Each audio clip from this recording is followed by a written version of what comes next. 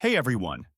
In this video, I'll show you how to download YouTube videos easily and step by step.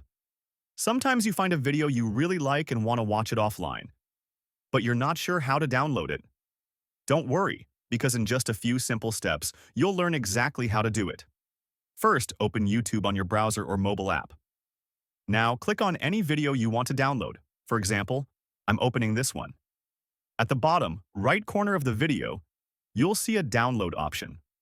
Click on it. Now you'll see four options appear on your screen. Select the standard option. It's available as a free trial.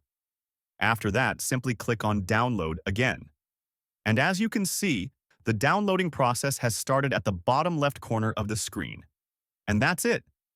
Now you know how to download YouTube videos quickly and easily. If this video helped you, don't forget to like, subscribe, and share it with your friends. Thanks for watching, and I'll see you in the next tutorial.